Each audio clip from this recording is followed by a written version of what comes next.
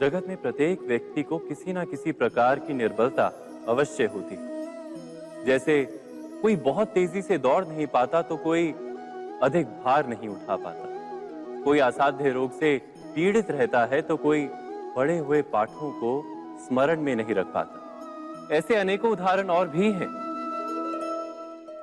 क्या आप किसी ऐसे व्यक्ति को जानते हैं जिसे सब कुछ प्राप्त हो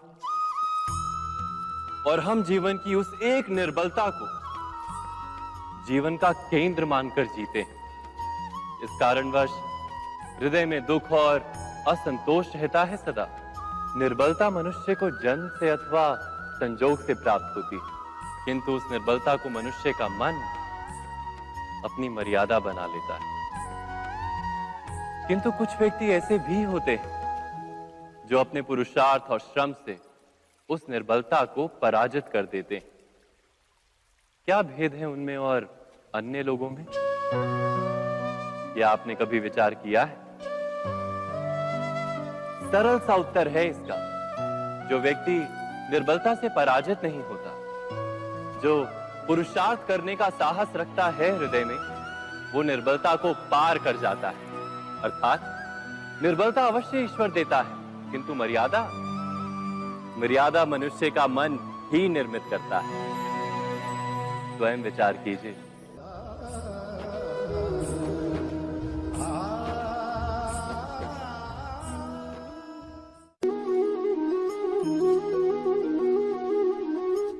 भविष्य का दूसरा नाम है संघर्ष।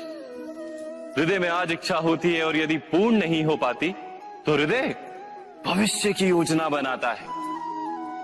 भविष्य में इच्छा पूर्ण होगी ऐसी कल्पना करता रहता है, किंतु जीवन ना तो भविष्य में है ना अतीत में। जीवन तो इस क्षण का नाम, अर्थात इस क्षण का अनुभव ही जीवन का अनुभव। पर हम ये जानते हुए भी इतना सा सत्य समझ नहीं पाते। या तो हम बीते हुए समय के स्मरणों को घेर कर बैठे रहते हैं, या फिर आने वाले समय के लिए हम योजनाएं बनाते रहते हैं और जीवन जीवन बीत जाता है। एक सत्य यदि हम हृदय में उतार लें कि ना हम भविष्य देख सकते हैं, ना ही भविष्य निर्मित कर सकते हैं, हम तो केवल धैर्य और साहस के साथ भविष्य को आलिंगन दे सकते हैं, स्वागत कर सकते हैं भविष्य का। तो क्या जीवन का हर पल जीवन से नहीं भर जाएगा? स्वयं विचार कीजिए।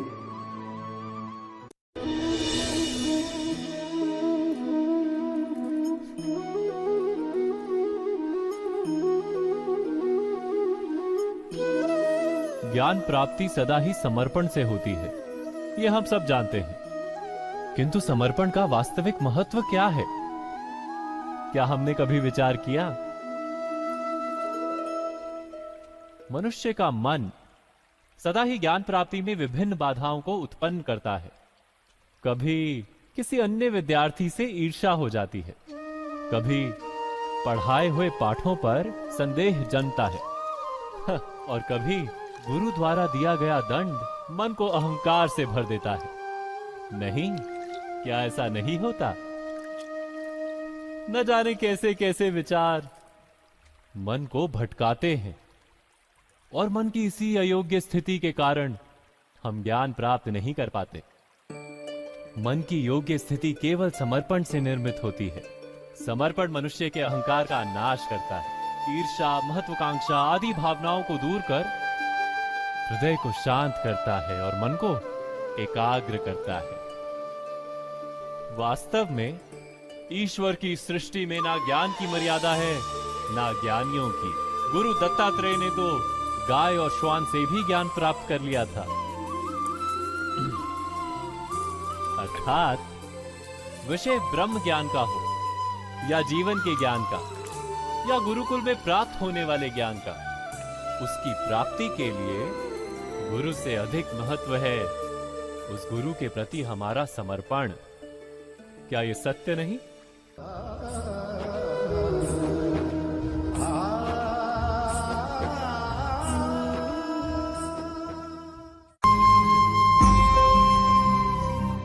प्रत्येक मनुष्य के जीवन में ऐसा क्षण अवश्य आता है जब सारे स्वप्न, सारी आशाएं, सारे दृश्य ध्वस्त हो जाते हैं। जीवन के सारे आयोजन ही बिखर जाते हैं। एक और धर्म होता है और दूसरी ओर सुख।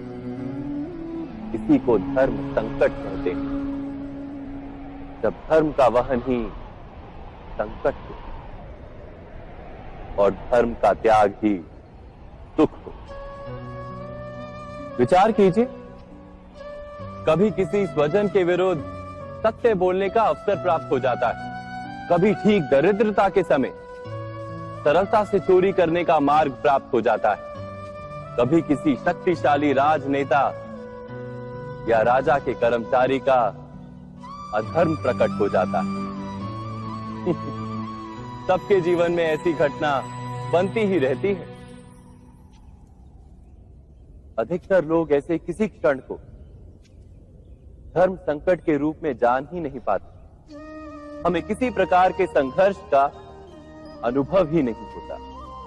सहजता से सुख की ओर खींचे चले जाते हैं, जैसे मक्खी गुड़ की ओर खींची चली जाती। वास्तव में धर्म संकट का क्षण ईश्वर के निकट जाने का क्षण होता है। यदि हम संघर्षों से भयभीत ना हो, सुख की ओर आकर्षित ना हो, अपने धर्म पर दृढ़ रहे, तो ईश्वर का साक्षात्कार दूर नहीं।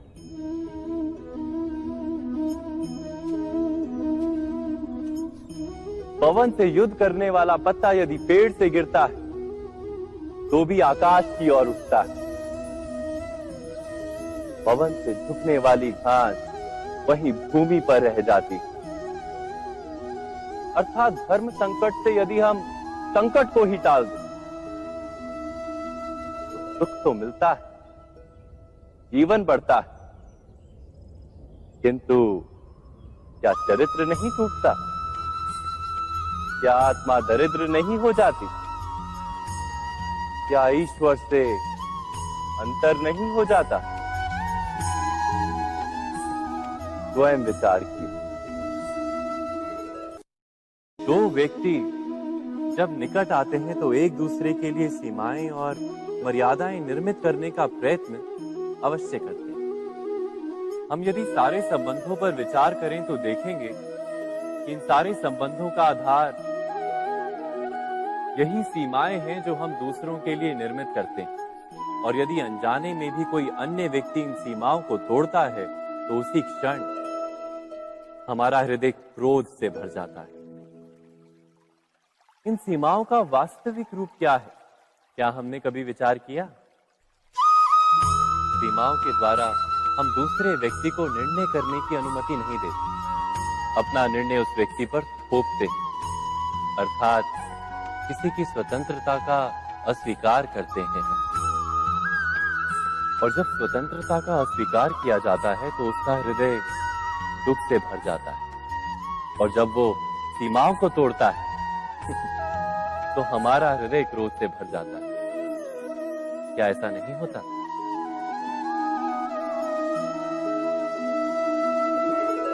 पर यदि एक दूसरे की स्वतंत्रता का सम्मान किया जाए तो किसी मर्यादाओं या सीमाओं की आवश्यकता ही नहीं होती। अर्थात जिस प्रकार स्वीकार किसी संबंध का देह है, क्या वैसे ही स्वतंत्रता किसी संबंध की आत्मा नहीं? स्वयं विचार कीजिए। सबके जीवन में ऐसा प्रसंग अवश्य आता है कि सत्य कहने का निश्चय होता है हृदय में, किंतु मुख से सत्य निकल नहीं पाता। कोई भय मन को घेर लेता है। किसी घटना अथवा प्रसंग के बारे में बात करना या फिर स्वयं से कोई भूल हो जाए उसके बारे में कुछ बोलना, क्या ये सत्य है? नहीं, ये तो केवल तथ्य है। अर्थात जैसा हुआ था वैसा केवल बोल देना सामान्य सी बात है। किंतु कभी कभी उस तथ्य को बोलते हुए भी भय लगता है।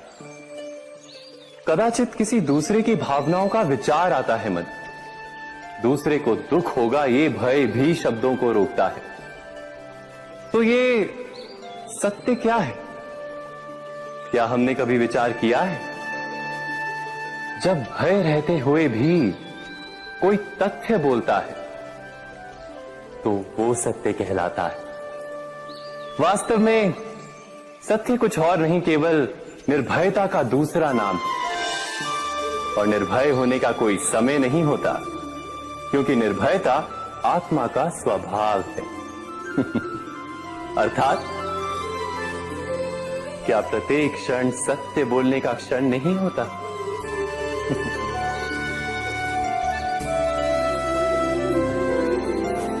स्वयं विचार कीजिए।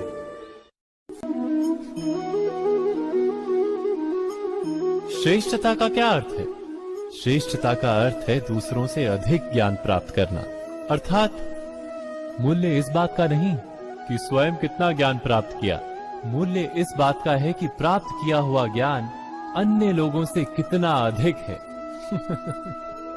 अर्थात श्रेष्ठता की इच्छा ज्ञान प्राप्ति को भी एक स्पर्धा बना देती है। और स्पर्धा में विजय अंतिम कब होती है?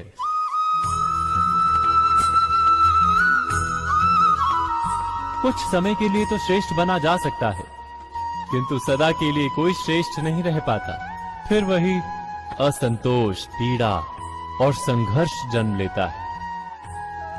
किंतु श्रेष्ठ बनने के बदले यदि उत्तम बनने का प्रयत्न करें तो क्या होगा? उत्तम का अर्थ है कि जितना प्राप्त करने योग्य है वो सब प्राप्त करना, किसी से अधिक पाने की इच्छा से नहीं, मात्र आत्मा की तृप्ति हेतु कुछ प्राप्त करना। उत्तम के मार्ग पर किसी अन्य से स्पर्धा नहीं होती, स्वयं अपने आप से स्पर्धा होती है। अर्थात उत्तम बनने का प्रयत्न करने वाले को देर अबेर सारा ज्ञान प्राप्त हो जाता है, बिना प्रयत्न के ही वो श्रेष्ठ बन जाता है। किंतु जो श्रेष्ठ बनने का प्रयत्न करता है वो श्रेष्ठ बने या ना बने, उत्तम कभी नहीं बन पाता।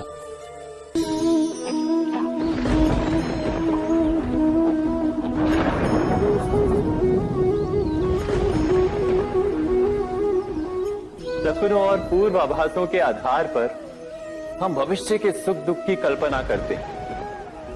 भविष्य के दुख का कारण दूर करने के लिए हम आज योजना बनाते हैं। किंतु कल के संकट को आज निर्मूल करने से हमें लाभ मिलता है या हानि पहुंचती है? ये प्रश्न हम कभी नहीं करते। सत्य तो ये है कि संकट और उसका निवारण साथ जनते हैं, व्यक्ति के लिए भी और सृष्टि के लिए भी। नहीं, आप अपने भूतकाल का स्मरण कीजिए, इतिहास को देखिए, आप तुरंत ही ये जान पाएंगे कि जब जब संकट आता है तब तब उसका निवारण करने वाली शक्ति भी जन्म लेती है। यही तो जगत का चलन है। वस्तुतः संकट ही शक्ति के जन्म का कारण है। प्रत्येक व्यक्ति जब संकट से निकलता है तो एक पद आगे बढ़ा होता है, अधिक चमकता है, आत्मविश्वास से अधिक भरा होता है, न केवल अपने लिए अपितु विश्व के लिए भी। क्या ये सत्य नहीं? वास्तव में संकट का जन्म है एक अवसर का जन्म, अपने आप को बदलने का, अपने विचारों को ऊंचाई पर करने का अवसर, अपनी आत्मा को बलवान और ज्ञान मंडित बनाने का अवसर। जो ये कर पाता है उसे कोई संकट नहीं होता, किंतु जो ये नहीं कर पाता वो तो स्वयं एक संकट है विश्व के लिए। विचार कीजिए।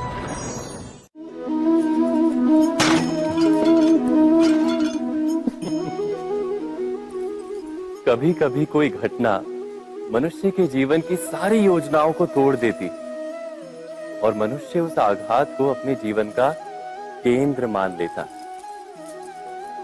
पर क्या भविष्य मनुष्य की योजनाओं के आधार पर निर्मित होते हैं? नहीं। जिस प्रकार किसी ऊंचे पर्वत पर सर्वप्रथम चढ़ने वाला उस पर्वत की तलाई में बैठकर जो योजना बनाता है, क्या वही योजना उसे उस पर्वत की चोटी तक पहुंचाती है? नहीं। वास्तव में वो जैसे जैसे ऊपर चढ़ता है वैसे वैसे उसे नई नई चुनौतियां, नई नई विडंबनाएं, नए नए अवरोध मिलते हैं। प्रत्येक पद पर वो अपने अगले पद का निर्णय करता है। प्रत्येक पद पर उसे अपनी योजनाओं को बदलना पड़ता है। कहीं पुरानी योजना उसे खाई में ना ढकेल दे। वो पर्वत को अपने योग्य नहीं बना पाता, केवल स्वयं को पर्वत के योग्य बना सकता है। क्या जीवन के साथ भी ऐसा ही नहीं?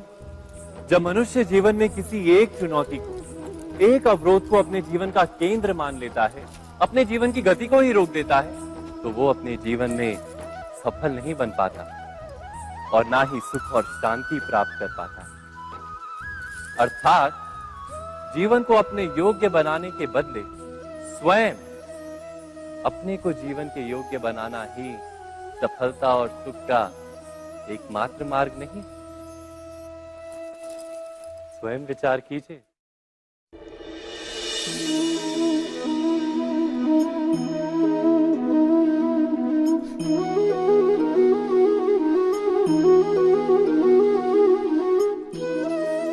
जीवन का हर क्षण निर्णय का क्षण होता है। प्रत्येक पद पर दूसरे पद के विषय में कोई निर्णय करना ही पड़ता है और निर्णय अपना प्रभाव छोड़ जाता है। आज किए गए निर्णय भविष्य में सुख अथवा दुख निर्मित करते हैं, ना केवल अपने लिए, अपने परिवार के लिए भी, आने वाली पीढ़ियों के लिए भी।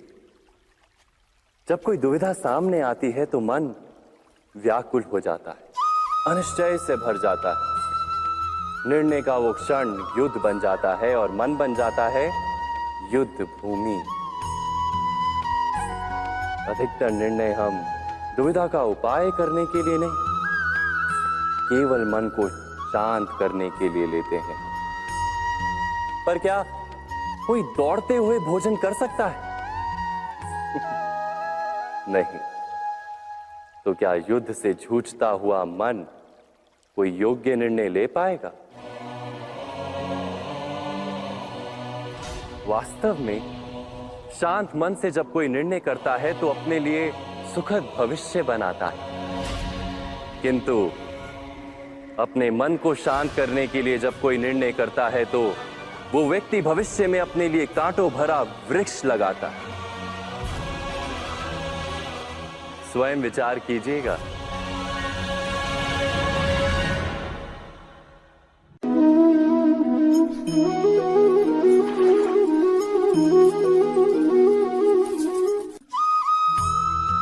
जीवन में आने वाले संघर्षों के लिए जब मनुष्य स्वयं को योग्य नहीं मानता, जब उसे अपने ही बल पर विश्वास नहीं रहता, तब वो सद्गुणों को त्याग कर दुर्गुणों को अपनाता है। वस्तुतः मनुष्य के जीवन में दुर्जनता जन्म ही तब लेती है जब उसके अंतर में आत्मविश्वास नहीं होता। आत्मविश्वास ही अच्छाई को धारण करता है। ये आत्मविश्वास है क्या?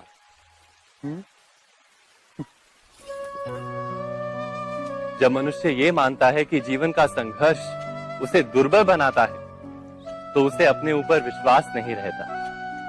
वो संघर्ष के पार जाने के बदले संघर्ष से छूटने के उपाय ढूंढने लगता है। किंतु जब वो ये समझता है कि ये संघर्ष उसे अधिक शक्तिशाली बनाते हैं, ठीक जैसे व्यायाम करने से देह की शक्ति बढ़ती, तो प्रत्येक संघर्ष के साथ उसका उत्साह बढ़ता है। अर्थात आत्मविश्वास और कुछ भी नहीं, मन की स्थिति, जीवन को देखने का दृष्टिकोण मात्र है। और जीवन का दृष्टिकोण तो मनुष्य के अपने वश में होता है। स्वयं विचार कीजिए।